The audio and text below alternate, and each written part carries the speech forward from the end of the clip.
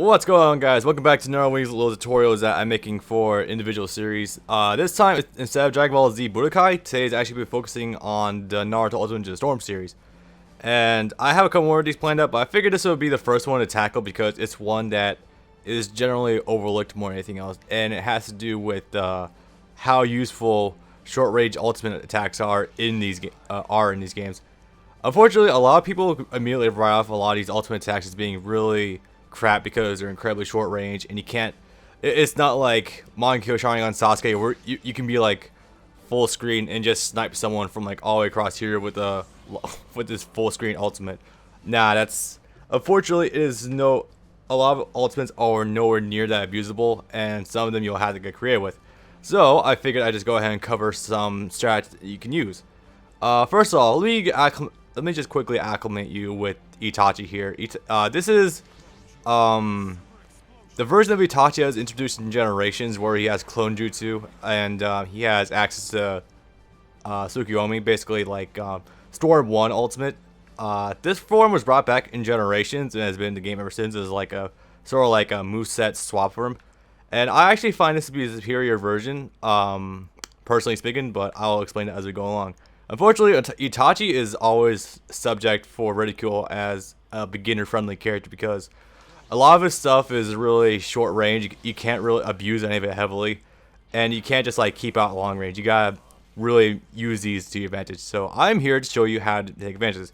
First of all, let me show you his ultimate, because you're gonna be seeing this quite a few times in this tutorial, I gotta say. Arguably one of the best animated ultimates in the entire series, I would say, but anyway. So they have that amazing ultimate that looks super cool. How do you implement that into your game plan? How do you use this ultimate that doesn't look like utter crap and actually is pretty cool to look at? So I'm going to show you 5 ways in which you can actually implement this into your game and use it to a pretty decent effect. So the first one, pretty basic. It's basically just comboing into your ultimate. Now this is a lot trickier in Storm 3 backwards, because there you'd have to like do jump canceling out of the middle of a combo, and boy, doing that alongside jump canceling to like the side and then doing your ultimate, that was always a trip. One easy way I know of that you can do it is like off your up combo. That was actually the wrong one. Hang on a sec. Just gotta wait for it to up again. And actually, before I do anything else, there's this one feature that Storm Evolution offers that allows you to it's called rebound. It basically, if you knock someone up into the air, they will actually recover out of it as soon as they possibly can. Like do like a back jump and recover and get back in a neutral position. If you do the first hit, they actually will not do that. I actually got a team attack there. Sorry about that. Let me just cool it down a little bit there. Do the first hit. That was not the first hit. Hang on. The timing of this is a little tight with the inputs. Why am I getting that? Alright, I'm gonna get one more time, and hopefully this time 1, 2. Ah, crap.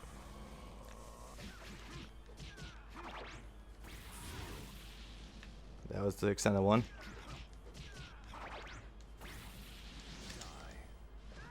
There we go. Alright. Sorry about that. I had to practice that a little bit. Alright, so with that, you can actually combo right into it from his up combo. If you don't do the last hit, which will actually set him far away and they can recover off that. If you just do the first 5 hits alone, you actually recover so fast that, yeah, that's basically like the best time you can get on it. When it's still like midway from where you ended the combo to the ground. That's basically like the best vantage point you have in which you can actually do that.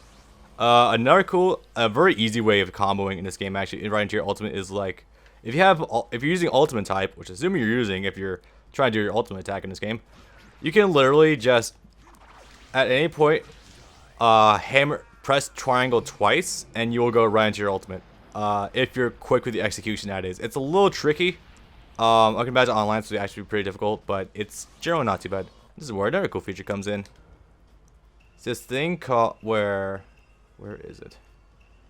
Guard war from where you left off. Alright, so it has this feature. It's kind of like Tekken Tag 2, where if you hit your opponent once, as soon as they're able to, they will guard for like a second. So that way it tells you when the combo will cut off and when it's no longer a natural combo and when the combo will no longer work. So if I were if I'm pretty solid with combo timing, yeah, like see there, if my was a little faster, I would have landed that, or maybe not. Huh? Because I have a little work to to do on combos. Never mind. Yeah, that's not gonna work. Sadly, Itachi's not very good at combos at corners. Anyway, so you generally see what it is. You can combo into the short range ultimates. That's generally the bread and butter of what you want to do. The next one is if you want to do a setup into an ultimate. So a good example of this would be like if you're engaged with your opponent in like substitution wars, you're doing combos, you're trading substitutes, you're filling each other out, and then all of a sudden your opponent just goes nuts and teleports behind you and makes the read like, oh, he's probably gonna try swing at me, or like he's gonna substitute. So they chakra dash in. All of a sudden you just let this rip. You just do it like right there. This is very good for like if your opponent like side rolls, you can just use it and it will cover. As you can see, Itachi's ultimate actually covers 360 degrees around him. So if the opponent's like to your back, they substitute to your back and they're gonna attack and they're not holding block. At any time they're not holding block and you're this close range, it's gonna hit. It's amazing. And this is why I actually generally find Itachi's ultimates to actually not be one of the worst, but actually one of the best for getting into, just because of that simple fact alone. So yeah, setting up into your ultimate is actually generally a pretty cool idea. You just gotta make the good read and the decision to do so, because doing ultimate does still consume 1/4 of your chakra. Not as much as before in earlier games, but it's still a pretty decent amount if you're not careful. So number 3, using your assist in order to get into your ultimate. So if you're playing solo, this is not gonna qualify whatsoever. Frankly, I don't blame you, because assists in this game get pretty nuts sometimes. However, if you depending on your assist attack, you can actually have them lock down the opponent and do some other stuff that will allow you to get into, will allow you to have them pinned down for an extended period of time that you will be able to get into an ultimate. As you can see, he still got the thing on where, yep, he'll guard that. However, if I use someone like Anko, who is active for a very long period of time, it will be very easy in order to do so. Other such good stuff would be like Kimimaro, Kidamaru with his web attacks. I think he's still in this game. Pretty sure he is. And so on. Basically, good melee attacks would generally be a good lockdown assist for keeping your opponent in place long enough for it to work. Like Conan here, Karin here has always been pretty good at it. Keeps them pinned down for 6 hits, and each one's delayed. On top of the fact that they keep her assist also takes down your opponent's defense. So that's very solid for keeping your opponent pinned down. And then of course, you know, there's the bread and butter, using your ultimate attack or getting the team attack into your ultimate and so on. Basically, this kind of also does feedback in. Where'd my storm gauge go? Hang on a sec.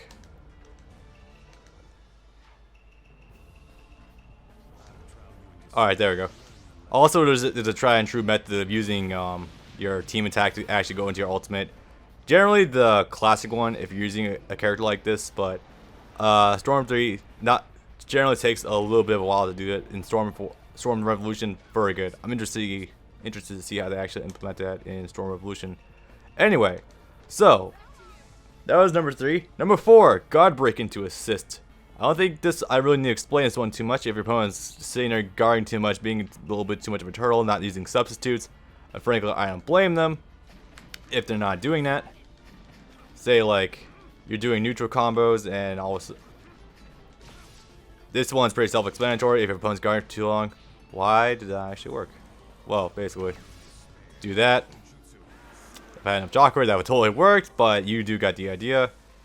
Just rush in, use your top item that's introduced in this game, and you'll be able to rip right into your ultimate. Very good stuff. Also, your team ultimate doesn't reach full screen. It reaches about like half screen, 3/4 of the screen, depending on how short small the stage is. A small stage like this, I think is pretty close to full screen. Anyway, so guard break into assist. I know for a fact that this is a pretty good setup in order to actually get it to work. Yeah, there we go. Not from that range though, but you see what I mean.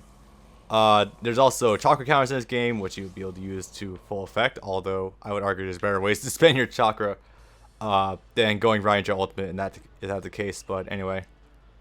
And the final one, doing random bullshit into ultimates. Alright, so Oh boy, this is fun. This is also kind of like setup related, but not so much because this is sometimes where your opponent is just what's a good way of describing this? All right, so chakra dashing can be canceled by holding R, which is very good for beating chakra counters. So say you do have to like dash right into your face, the opponent wants to like substitute or something.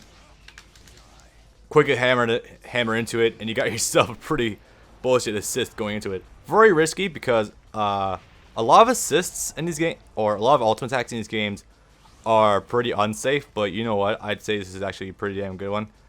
You can like side roll into an ultimate too. Just roll right through an attack and do that. Very good stuff. And as soon as the animation's over, I can show you the last one. That's pretty cool. The last one you could do is like, if you're doing like, if you like double jump to evade an attack, as soon as you land, you can do that, and you could probably whip punish an attack with it, and that would be pretty cool considering Itachi's.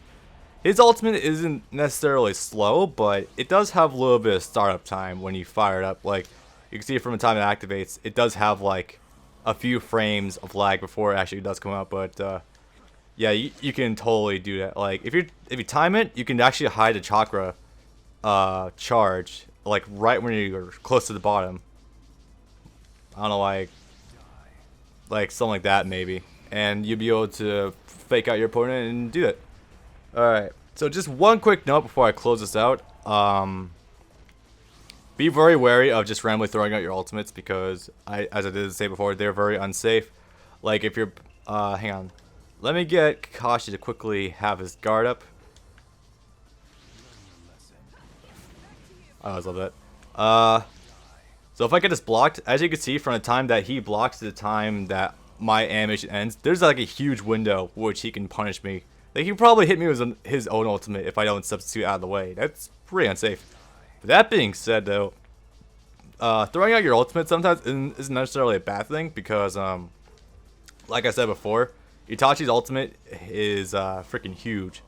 Or not necessarily huge, it's in like range. I mean, granted, the range for close range ultimate is actually still pretty solid by itself, on top of the fact that it's got like a 360-degree window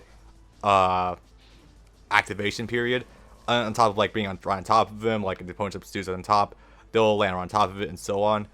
So it's not necessarily terrible to throw out most of the time, but you do want to be cautious because it still eats up a quarter of your chakra bar, and it's still pretty risky to do overall. But anyway, hope that gave you guys a pretty rough idea on what you could do in order to go into your ultimate. One more thing I do want to mention in terms of like setups is Itachi's ultimate, or his assist, not his ultimate, although that's what I'm talking about. Where is that button? There we go.